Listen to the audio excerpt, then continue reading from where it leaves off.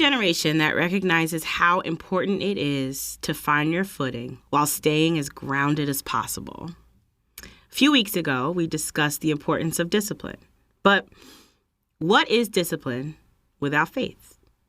And furthermore, what happens to faith when it's met with anxiety? When life happens, faith can be something truly difficult to maintain. Nobody asked me, but is my living in vain? Let's give them something to talk about. How about love? Love is good. I can't dig it.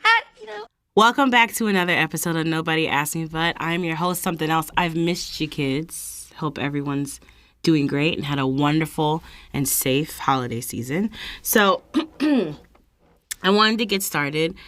And I know that times, they are a-changing. It's a lot of weird things going on. A lot of very wacky things are happening. People are dying. People are sick. People are losing their jobs. People are really having really tough, difficult times in the middle of this never-ending pandemic and just life in general.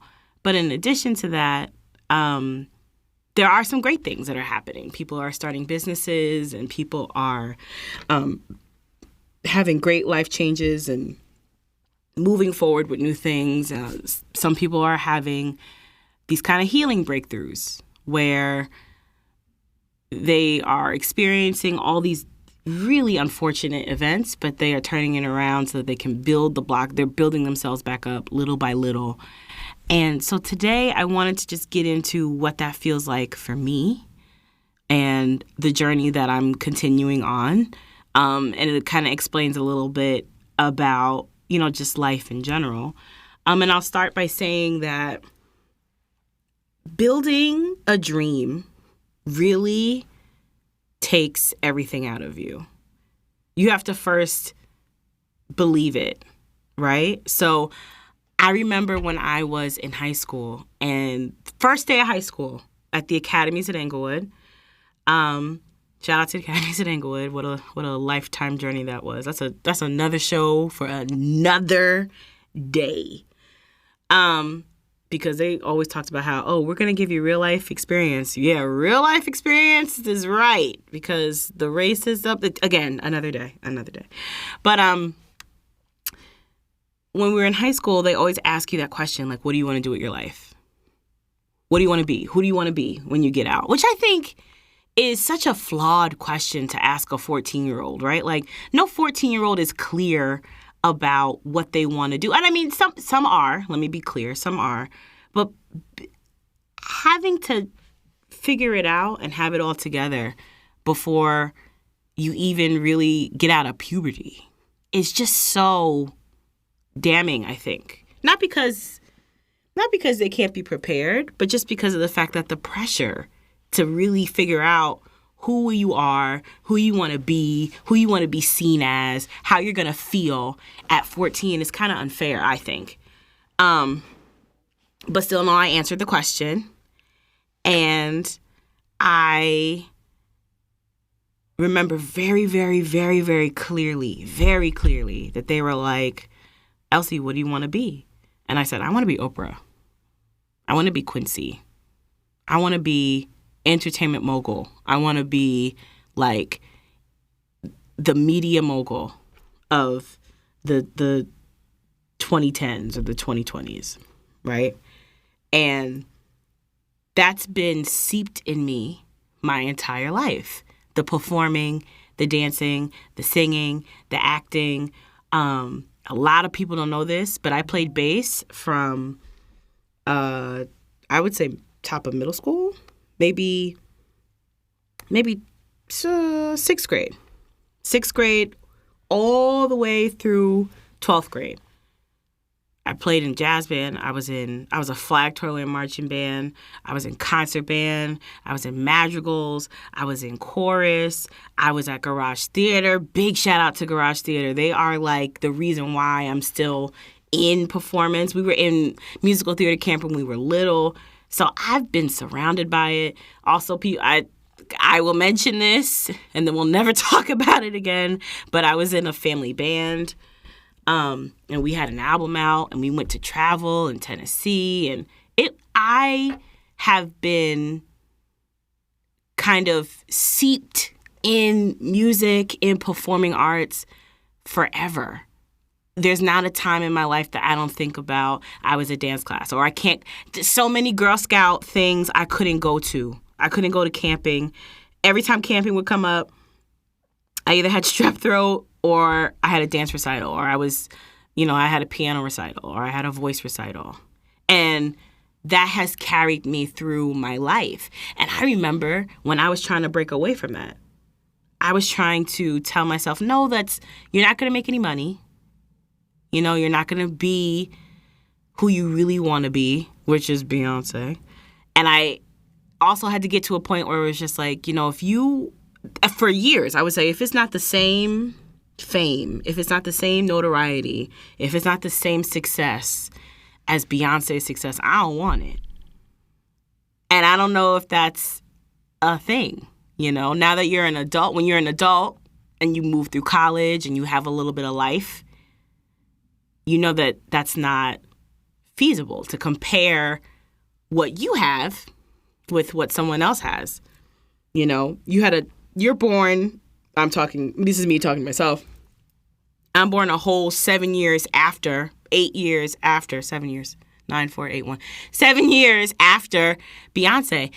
And she lived in a totally different place with different parents, her life is different. And it doesn't mean that my life, can't be at the same success as hers, but I can't, now I understand that I can't, just completely dismiss what I have if it's not at a certain level. Okay, so a bit of a tangent. So with that, I was also very cognizant of how artists were being treated in the industry. And the first people, of course, that come to mind are TLC. And I remember that story. I remember being very little. And I remember them coming on the Grammys and in their white outfits and being so pissed, so disheartened and just defeated that they have this Grammy. They got the #1 record. They are the top selling group in the world ever. Best group, best everything, best outfits, fly, gorgeous, black, everything. And they don't have a penny. And I remember being like, I can't have that. I can't be a person that is going to,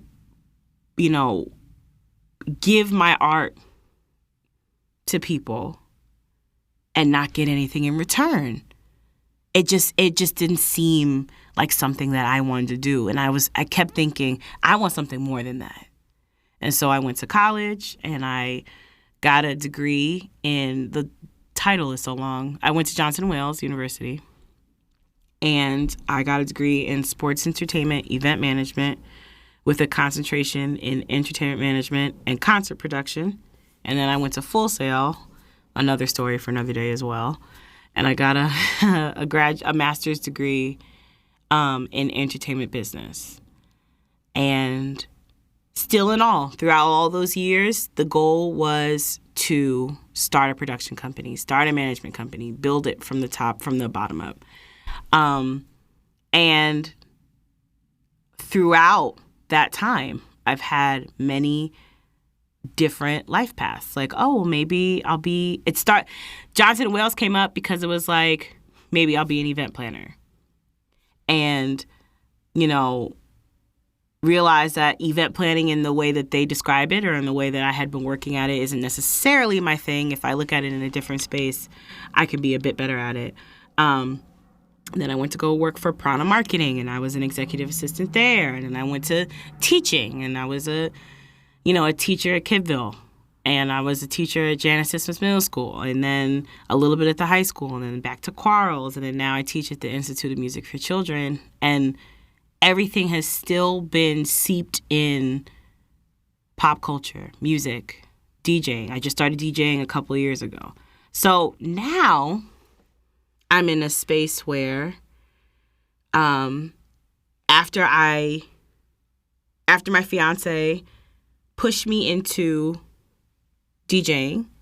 Well, he didn't push me into it. We talked about it, and he was just one random day was like, yo, you ready? Like, let's go get your stuff.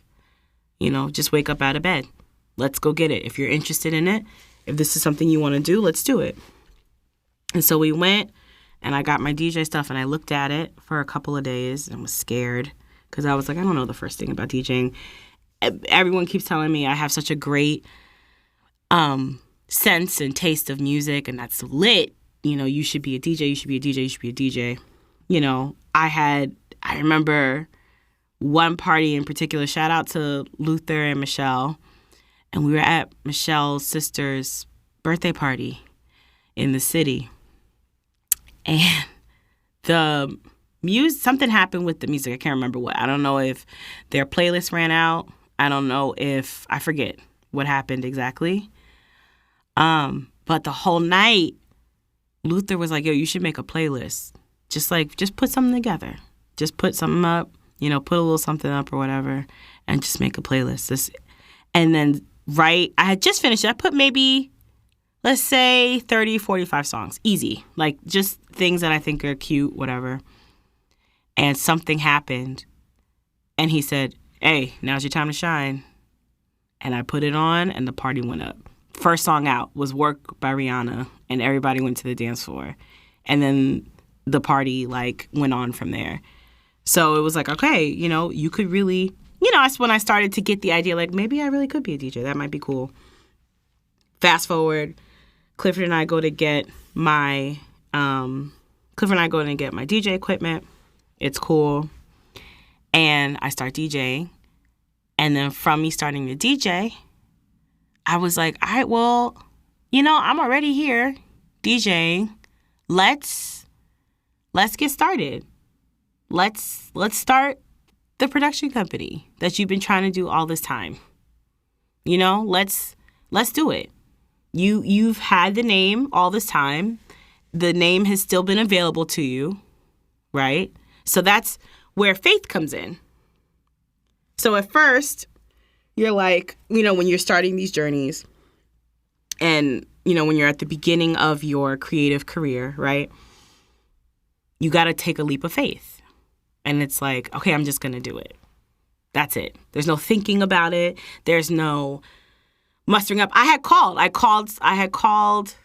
certain people. I called my friend Cleverly Chloe. Shout out to Cleverly Chloe. Oof. Cleverly Chloe.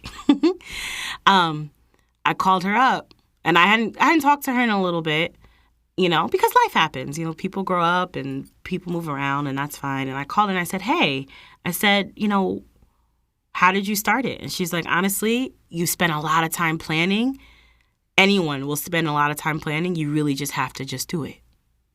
And so that's what, as I was saying, that's where faith comes in. So you just have to believe, all right, well, you know what? Let's do it.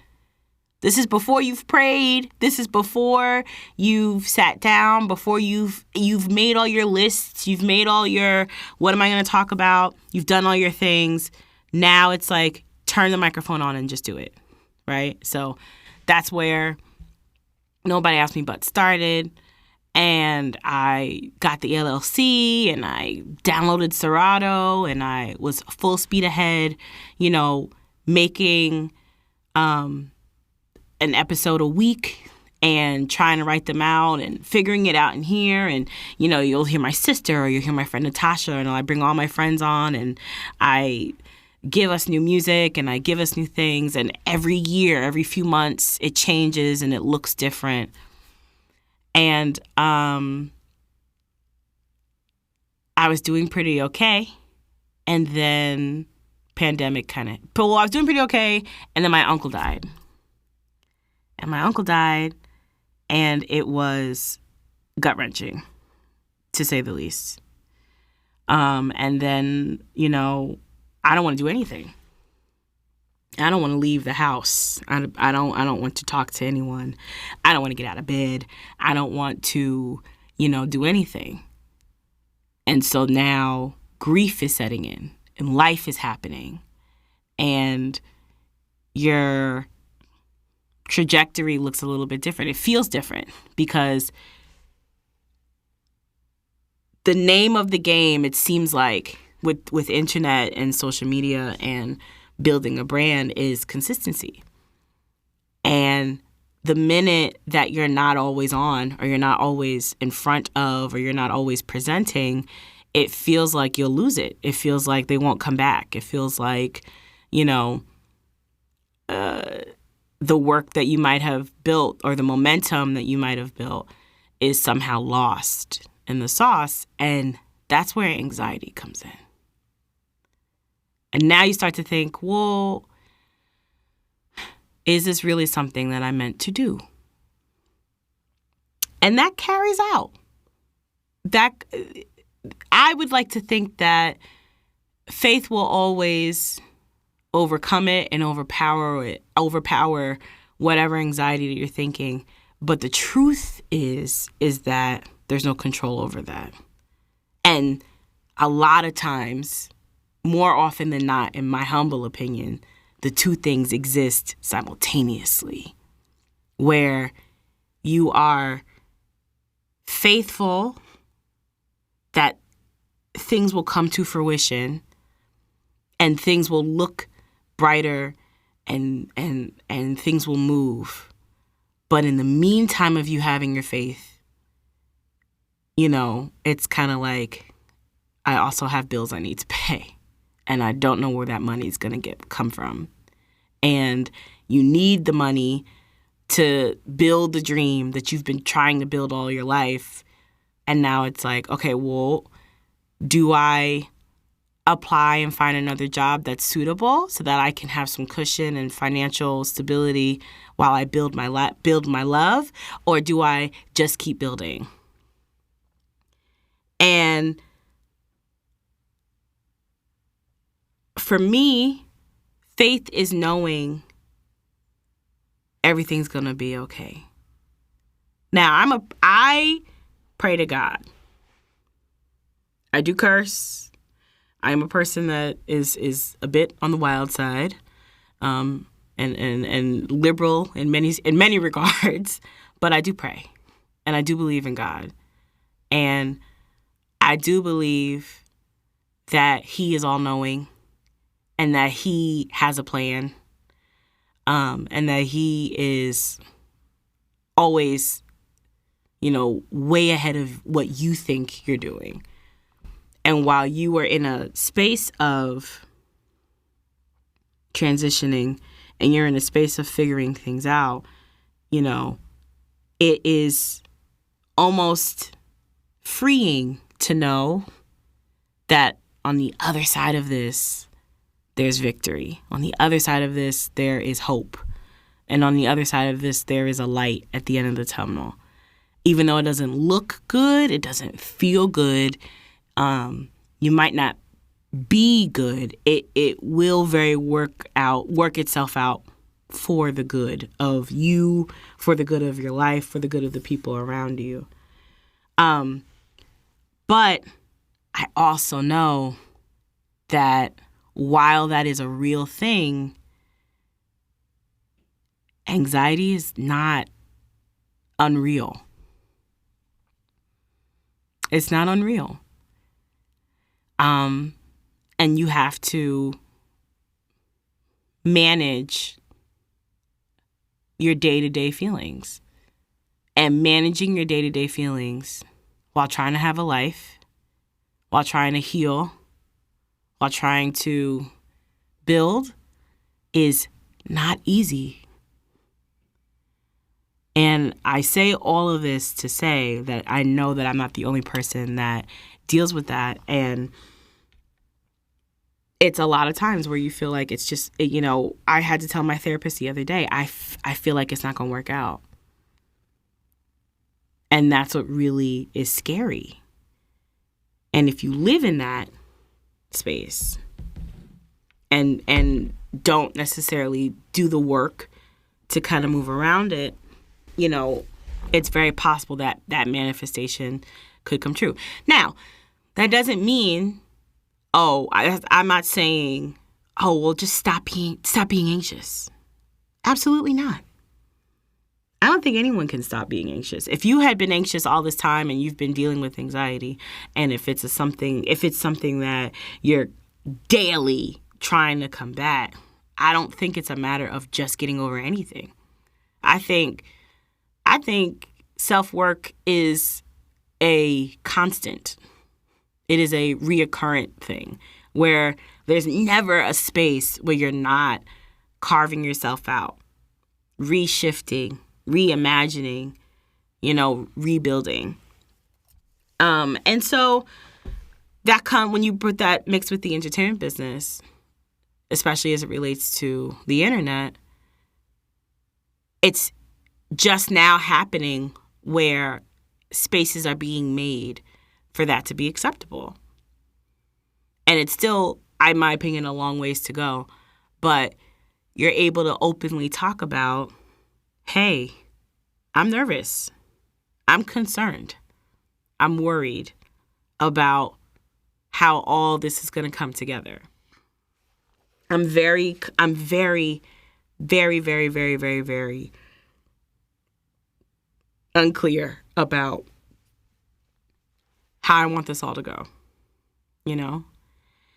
And my best advice for anyone that is struggling is to do a couple of things. So the first thing I would say is journal. Journal is not a thing that necessarily works for everybody, but it does work for me. Write it out.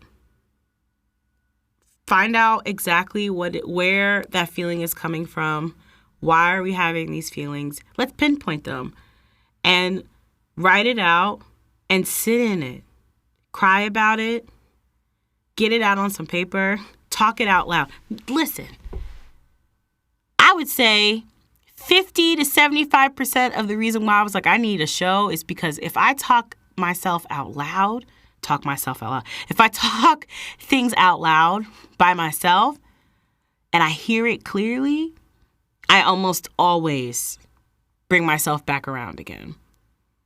I'm also a talker. I was rarely in trouble, but if I was in trouble, it's because I couldn't keep my yap shut and I was just talking and laughing and I have so much to say. But it's so important to just talk out loud and write it down and cry and scream and yell. So if any way that you can figure out to emote, I would start off with the journaling. But if you want to yell out and do all those things, that's great. The second thing is find a space. I know I talk about this a lot, but find a space and a time to power down and spend some time meditating and spend some time with your higher power. Because you can't do it by yourself. None of the things that we're able to do, none of the things that we're able to accomplish is done just by us as people. Because we don't know everything. We see a lot of stuff, we experience a lot of things, but we have not experienced every single thing this world and this life has to offer.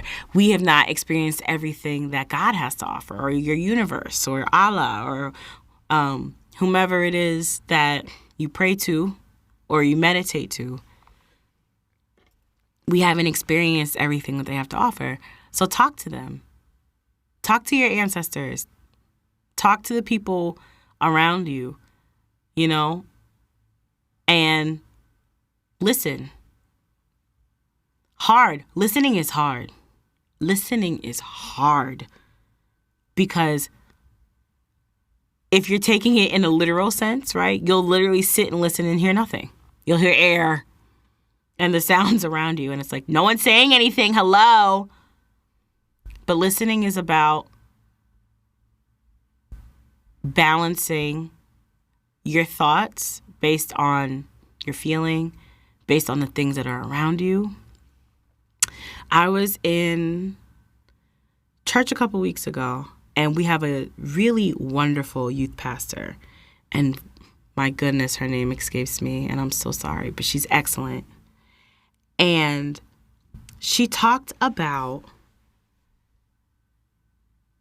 being prepared. And what does it mean to be prepared? And what does that look like? And are you prepared for what you've been asking for?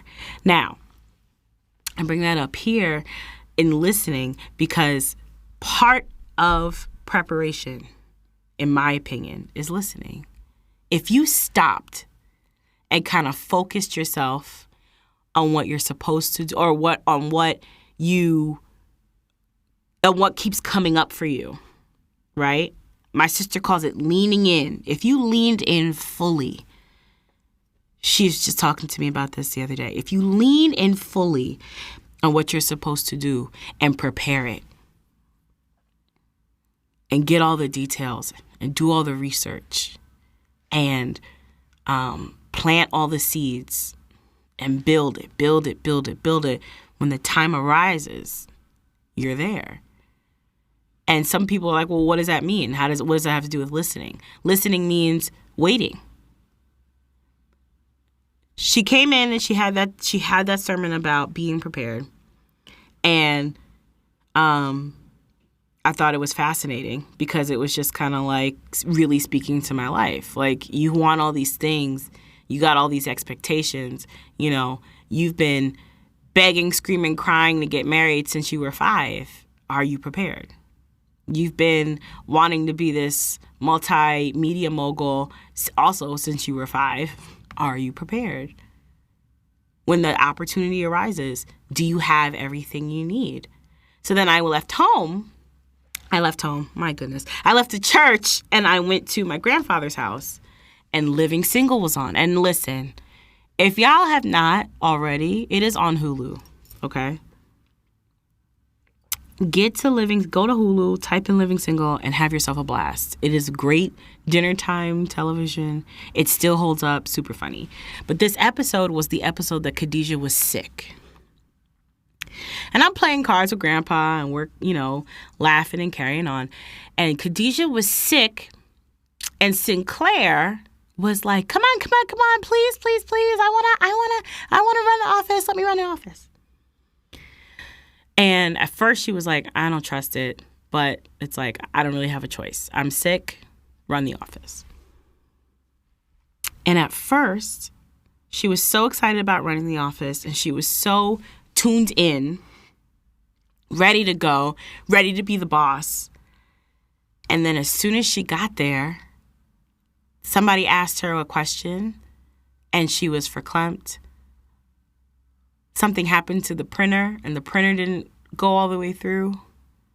And I think, if I'm not mistaken, I feel like that's also the episode that Russell quit for a hot minute. Russell was the music editor. And she was not prepared. She was not prepared. She did not know the first thing about running that office. She didn't know the first thing about what it meant to be a boss in that instance. And then, towards the end, she finally took a breath. They had a major ad campaign come in. And he came in, and she was nervous. But in the moment, she took a deep breath, and she went for it. And it ended up working out really well. So for me, it's like, okay, that's the second time I heard that today. So now I heard it during the sermon. I heard it watching Sinclair. And then there was a third thing that happened. I feel like I was talking to my therapist, and my therapist and I were talking about how since I had gotten engaged, everything had been going full speed ahead, and it was nuts. And she was saying, your fiance is preparing for life. You kind of are preparing for your wedding.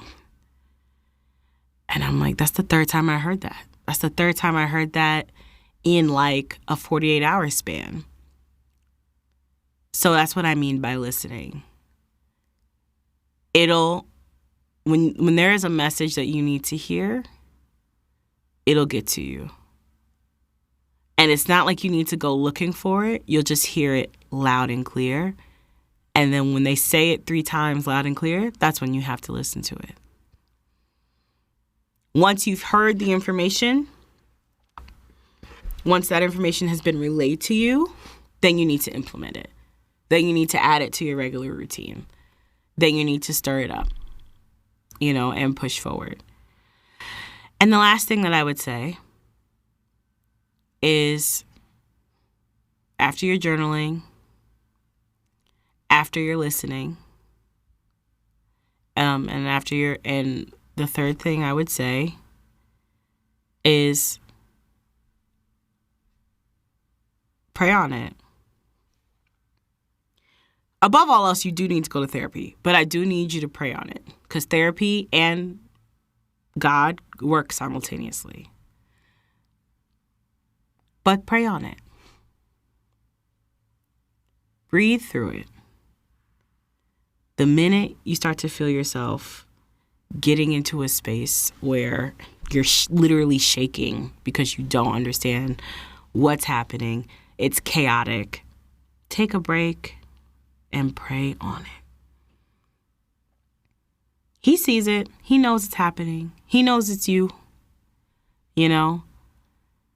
They just have to take a second and just step back, pray on it, take a break. I love a break. I love a good break. Oh, I can't live without a break. It's my favorite thing. It makes me feel easy. I feel like I can get back into the swing of things. It's nice. It's very nice. So that's how I feel about faith and anxiety and how they are separate but also equal. And that's a terrible choice of words. Terrible idea. Separate but equal. Faith is one thing. You need your faith. But anxiety comes up.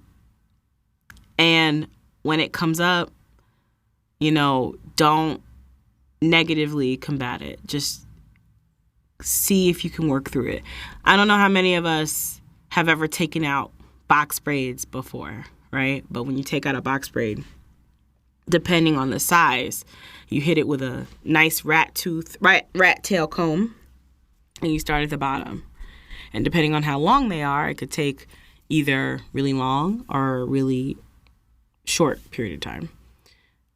But if you don't take your time and unravel the braid, you'll get a knot. When you get that knot, you literally have to pull it, because a lot of times when you get braids, it's synthetic hair. Synthetic hair. When you pull it, it's a knot, and it's hard to get out.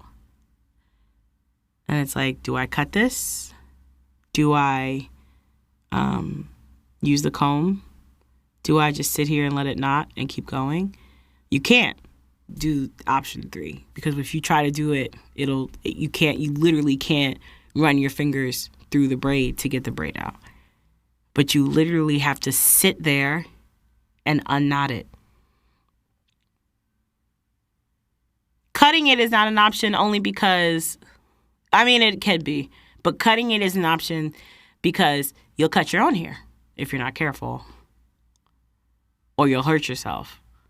So that's not ideal. Does it take a long time to take that knot out? Oh, yes. It definitely makes the process much longer. But is it worth it so that you don't rip your hair out and so that you're able to get to the next part of your braid? Absolutely. All right, and that was Nobody Asked Me But Is My Living in Vain, and we'll be right back. And we are back. Welcome back to another episode of Nobody Asked Me But. I'm your host, Somethin'Els, and it is now time for our Jet Beauty of the Week. Boom, dynamite! Boom, boom, dynamite! Our team is boom, dynamite! Boom, boom, dynamite! Our team is tick, tick, tick, tick, tick, tick, tick, tick. Hold up, wait a minute, let me put some booty in it. Boom! All right, so Jet Beauty of the Week is actually taking a bit of an elevation. It used to be just kind of people that I feel like were doing well or doing cool in the world, any kind of pop culture, political things. And it still may be that, but I actually want to switch gears and mainly talk about some of my favorite influencers, some of my favorite Black women brands that are on the Instagrams and that are rising and doing great, wonderful, exciting things. And so first up for me is Be Iconic LLC. So it's run by Iconic Cash. I believe that's her name. And I'll leave her information down in the description box. And she is a lifestyle brand where she does hats and bags and sometimes shirts and other kinds of clothing. But what's really cool about her is she kind of took what I guess is considered a physical disability. So she has cataracts, I believe, in one eye. And she was born with it, if I'm not mistaken. And she literally has changed it into a lifestyle brand. And so one of my favorite things by her is, if you've ever seen me, I'm wearing it today actually. She has the snapback fitteds that are your typical LA, the Oakland hats, like your regular fitted hats, but then she has this gorgeous patch that's essentially her brand's logo. And it's this beautiful brown skin baby with a triangle and like a light coming out of the very same eye that she has cataracts in. And then it has like a pink bun with roses, and she takes that patch, enlarges it, and then she puts it on the hat. And it's just fire. It's super fire. She has I think it was a fanny pack, but it was super big at one point. And she does a lot of other collaborations with other artists as well. And I have to say, when I ordered my hat, I ordered 4 hats from her back in 2020. And she is so sweet, and she texted me and she said, "Hi, it says PLZ as opposed to PLAZA. Are you okay?" And the customer service was impeccable, and she was wonderful, wonderful, wonderful. So I believe I have the right thing in place. But she was just excellent, and I really, really, really enjoyed her. So yeah, please follow her, look her up, buy some of her things.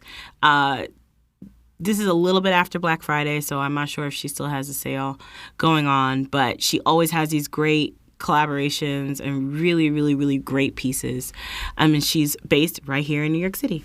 So give her a follow whenever you get a second. And it's now time to move over to our announcements. So during the month of December, we are having a major sale. All of the merchandise for Something Else Productions will be 50% off the entire store. So we're talking about if you need a shot glass or a mask or a sweatshirt or a t-shirt or a water bottle or a hat, go on down to somethingelse.com where, hello, friend. Big Dog Tosh is here, kids, during the announcements. Go on down to somethingelse.com where there are plenty of things for your Christmas items and such. And it's like, yeah, come get them. And that's it. It'll be 50% off for the entire month of December, starting today and going all the way until December 31st. And that brings us to our very last thing, which used to be the lesson of the week, but now we're changing it over to our little guilty pleasures. And I want you to know that I have been playing Silk Sonic's album over and over and over and over and over again. And for longtime listeners, you guys know that I didn't always Bruno Mars. Wasn't my jam. Wasn't my space. Yes, she's shaking her head and saying yes. Not my girl. And I had my reasons, because I just felt like Bruno Mars was so much better than the songs that he was making. I felt like he was making this popcorn bubblegum pop, like, just, there was like a whole catalog that I was just like, yeah, this just isn't it for me at all. And so on top of that, even with 24 Karat Magic, I was like, man, this is cool or whatever, but this is watered down R&B. Oh, but Silk Sonic. Leave the door open. After last night, I think I'm in love with you. That's my jam. And then past that, what's the other one? I'm trying to put on a smile. Girls, I sing really well. I'm really just singing it like this for the show. Oh, excellent. And then my favorite is the last off with the Can We Take It Higher? Oh, yeah. So they're good, you know. I was patiently awaiting for this album. It has come out. I have literally been playing it every day. So that's not an ad, but it's just I love it. And you know what? I love you too. So, in the words of Jerry Springer, be good to yourselves and each other. And I'll see you cool kids next week. Bye.